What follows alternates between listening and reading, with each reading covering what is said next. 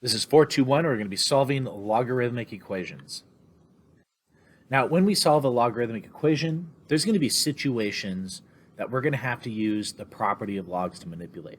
So remember, we may have to actually condense the log into one log. We have multiple logs. We want to condense it into one log. Now, the goal is to get rid of the logarithm, right? We want to cancel it out. We want to get rid of it. The way we do that is by converting it into an exponential equation, and that process eliminates the log. Now, a few things, it's that there are domain restrictions with logs. There can't be a negative or a zero inside the log. So you have to check your answer when it comes to solving logarithmic equations. You have extraneous solutions, and you have to check for them. So here's our first one.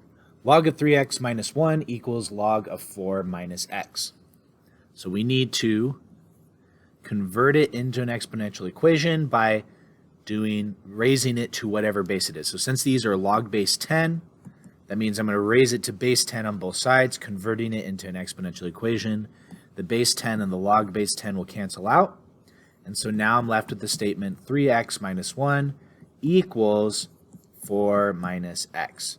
Now you just need to solve for x. So add x to both sides. Add 1 to both sides. Divide both sides by 4. So I get x equals 5 over 4. Now you need to plug it back in. You actually need to take this value, you need to plug it back in, and you need to check to see, does it work? Now a hint is going to be that when you plug it back in, it's going to it's still going to be positive inside of the log. That generally means it's worked. So if I plug this back in, I'm going to get a positive number. If I plug it back in, I'm going to get a positive number. Let's look at another one. So to get rid of this log, it's base 3. Since it says log base 3, we're going to take base 3 to both sides. So I get 7 minus 2x equals 3 squared. Well, 3 squared is 9. Now the log's gone. Now we just need to solve for their x like normal. So subtract 7 on both sides. Divide both sides by negative 2. And so I get x equals negative 1. So now plugging it back in, let's check it. Log base 3 of 7 minus 2 times negative 1. Does that equal 2? So we have to simplify it and see if it equals. Well, 7 minus negative 2, that's 9. So I get log base 3 of 9. What power do I need to raise 3 to get 9? That's 2. So that does equal 2. Now for this one, notice I have 2 logs. We have to condense it. We have to condense it into one logarithm. And because it's plus, it multiplies the 2 factors. So these 2 factors will multiply 8 times x. Now I can get rid of the log, exponential equation, divide both sides by 8. That's going to be our answer. Now you do have to check it, but I'm just trying to save time. Same idea here. We need to condense it into one logarithm.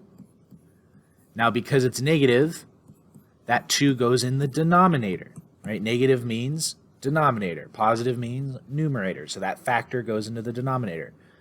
Convert it into exponential equation. Multiply both sides by 2. You have to plug it back in to check it. We could even do this with ln. So combine it into one log because ln is the same as log base e. This log is positive, so it's on top.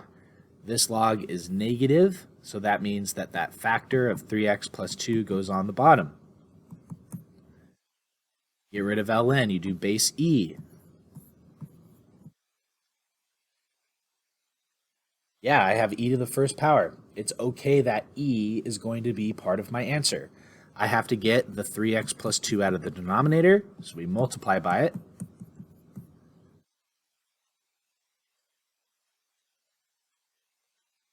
Subtract e, or sorry, divide by e. That's e times. Subtract 2.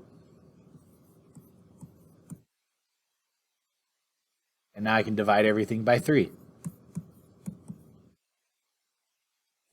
Now you still have to check, right? You need to still plug this in for x and see, does it reduce down to 1?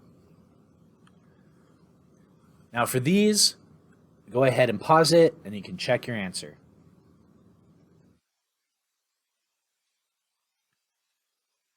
This one, you can go ahead and pause it and check your answer.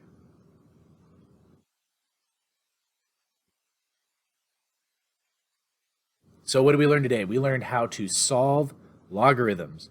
And the way that we solve logs is by converting it into an exponential equation, causing the log to cancel out.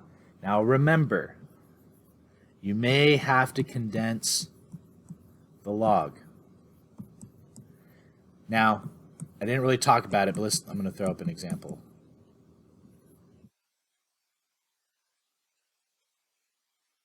So let's say if I have a problem like this. Yes, base 10 cancels out, but base 10 doesn't distribute. Like it doesn't go to both of those. That's why you have to condense it into one log before you take the base 10. The only thing that distributes is multiplication. This is not multiplication, which is why it doesn't distribute. This does conclude our lesson. If you have any other questions, please leave them in the comments.